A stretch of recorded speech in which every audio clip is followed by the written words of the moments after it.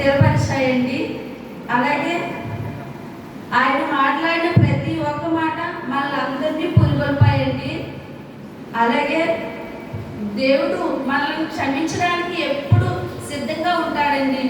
ఆయన ఏ పాపము ఎరగకపోయినా మన వల్ల ఆయన పాపము దాచి శిలువ మరణం పొందారండి. అలాగే మనం దేవుడి మాటలు ఏ మాట్లాడినా, ఈ 7 మాటల్లో ఏ ఒక్క మాట మాట్లాడినా అది ఆయన స్థితిగతులు ఏంటో, ఆయన ఎంత వేదన కలిగి మనతో మాట్లాడారో, ఎంత శ్రమ పడ్డారో అవన్నీ తలంచుకుంటూ మనం అందరము దేవుని మాటలను ధ్యానించుకోవాలండి.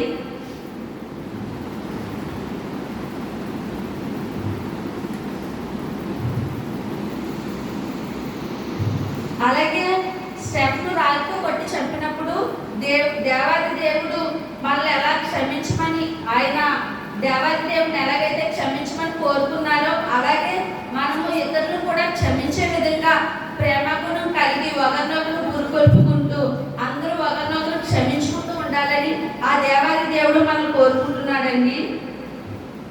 అలాగే తండ్రి మీరు ఏం చేస్తున్నారో మీరు ఎరుగరు కనుక వీరిని క్షమించు అనే మాట క్షమాపణ తెలియజేస్తుంది. మనం అలాంటి క్షమాపణ కలిగి ఉండాలని దేవుడు కోరుకుంటున్నారండి. దేవుడు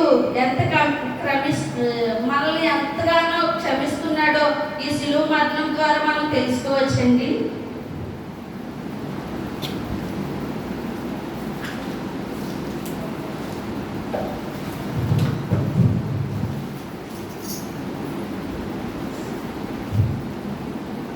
అలాగే దేవుడిని సిలువ వేసినప్పుడు, ఆయన సిలువపై ఉన్నప్పుడు పక్కన 2 దొంగలు కూడా, ఒక దొంగ మనము పాపానికి అర్హులమే కాకపోతే ఈయన ఏ పాపము ఎరుగురు, అలాంటి ఆయన్ని కూడా సిలువ వేసిరి అనేసి చెప్పుకున్నారండి.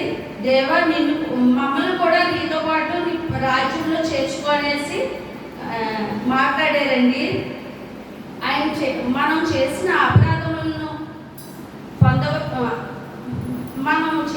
అపరాధములను క్షమించడానికి, పాపముల నుండి తప్పించి మనం పొందవలసిన శిక్షను తాను భరించి మన కొరకు శిలువలో ప్రాణం పెట్టిన దేవాది దేవుడండి మన యేసయ్య. దేవుడు శిలువకి అర్హుడు కాదని ఇస్కరియోతు యూదా తెలిసి ఉండి కూడా ఆయన్ని శిలువ మరణానికి అప్పగించారండి.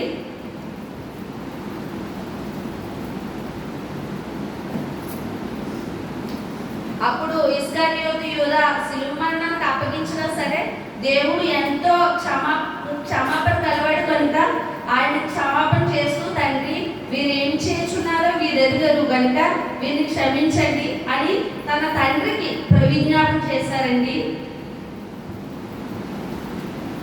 ఎలాగైతే ఆయనలో గుణాతిశయాలు కలిగి ఉన్నాయో మనం కూడా దేవుని రక్షణ కొరకు రక్షణను కాపాడుకుంటూ ఒకరినొకరు పులికొల్పుకుంటూ దేవుని రక్షణను కాపాడుకుంటూ ప్రేమ కలిగి దేవుని మహిమను తెచ్చేవారుగా మా అందరూ నడుచుకోవాలని ఆయన మమ్మల్ని కోరుకుంటున్నారు.